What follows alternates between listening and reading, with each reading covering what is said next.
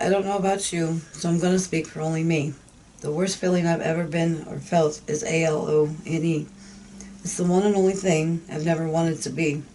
I have no choice but to deal with it right now. I have to learn how to keep my head up, stay positive, and stay strong. All for me, somehow. I did this to myself, and there's nobody else to blame. I don't deserve a pat on the back, definitely no recognition in the Hall of Fame. It's time for me to do better and for me to do right. It's not always about winning, but at least putting up a fight. Life is too short to constantly think it's always a game.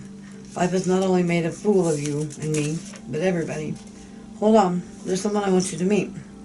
I bet you don't even know their name. Hey you, how have you been? It's been a very long time. Glad to see you again, my long lost friend. I'm sorry I had to protect you. Promise you it will never happen again. I'm sorry I let things get so bad. Makes me wonder about the kind of life we could have had. Enough time wasted on the dark and dreary past. Time to open our eyes together so we can work on our future that's always going to last. Before we get too far, there's a few things you should know. Always hold your head up and remember, one step at a time, even if it is heel to toe. Walking down this new path is something we must do together. Walking it alone is not an option, not now, not ever. Everyone is going to love this brand new team, because you and I together, guess what? Yeah, that's me. My name is Sheila, and this is my recovery story. My drug of choice is methamphetamine.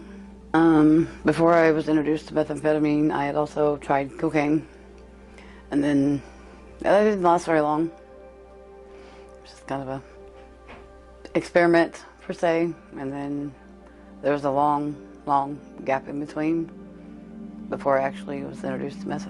And so once I got a dose of that and a taste of that was my thing. It was go, go, go, and made me perky and happy and band-aided the pain, put it to the side like it wasn't there.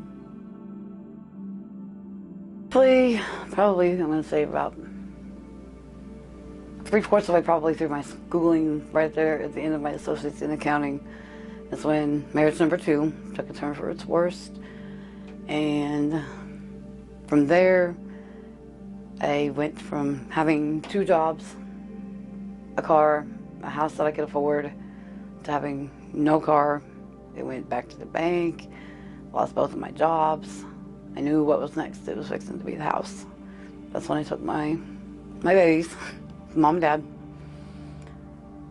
because I felt, they could take care of them financially more so than I was going to be able to, but yet I really didn't want to.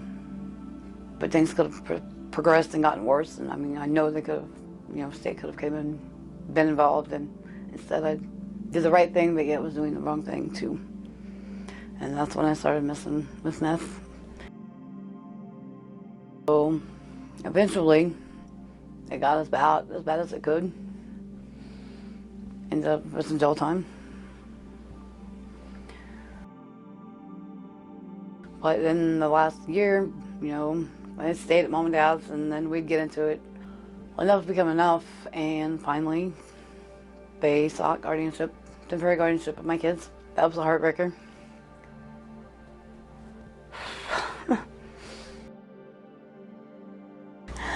I went in, I believe it was a Monday morning. I went in to go see my corrections officer, and I was high at the time, and he could tell it, and he was like, "Can you give me a clean UA?" And I was like, "Probably not." It's like, "We need to get you into rehab." It's like, "Oh, okay." I wasn't really feeling it. I wasn't digging it, but I knew I needed to go because I had already previously mentioned to him getting it set up. And he's like, "No, because you've got jail time you got to go do first." And then he finally, he said, "Hey, we're going to get you into rehab." So, being the stubborn-headed person that I am, when I walked out, I was going to go get as high as I could for as long as I can and fly like a bird until I had to land to go to treatment. And that's where it began. So, my theory of being high as I could for as long as I can, it didn't really work out the way I'd planned. Dad was supposed to come get me that Wednesday morning. We were supposed to be there by 1:30, and we were supposed to leave by about 9:30. Well, I finally wake up at about 10:30, 10:45, So my door beat on, the office manager, my dad, everybody at my door. I was thinking it was the police beating at my door. And I was flipping out. He was ready to leave me. He didn't know what was going on. He didn't know if I was home. And to be honest, I really didn't even know either what time of day it was. And then it dawned on me, I was like, yep, definitely need to get my head out of my rear and pull it together. In June, towards the middle of June, I had to go serve 30 days for a minor theft charge back from 2 years ago. As I look at it, I'm like, my past of being not necessarily young and dumb, but older and dumb and still being high, it's coming to haunt me now that I've started doing better and being clean and sober. In our own cell, we started with my NA book, because at that time I had mine in there that I had brought from treatment, where everybody there had passed it around like a yearbook. And I felt like it was a high school graduation when I graduated, but had all the texts and the counselors all signed throughout there and whatnot. But once we started our group in our own cell, then we decided, let's take it to the yard. When we took it to the yard, more people started to join in, so we just kind of made our own little NA group when we were able to go out for yard. And I felt like I was kind of making a difference, but also at the same point in time helping myself.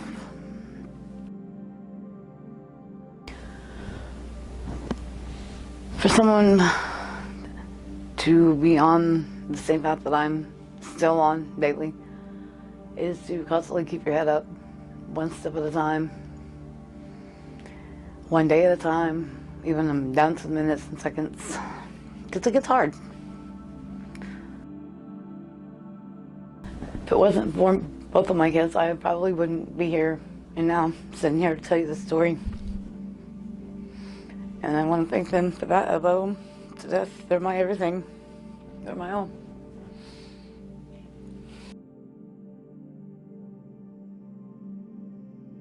We were sitting in one of our group sessions, and out of nowhere she's like, do you know what HOPE stands for? She said, no, hold on, pain ends. Gave me goosebumps and just kind of the chills throughout my whole body. Now it is on my wall. I look at it every day. Hold on, pain ends, and it just kind of goes with the inhale courage and exhale fear, just to stay positive, and eventually it's going to get better.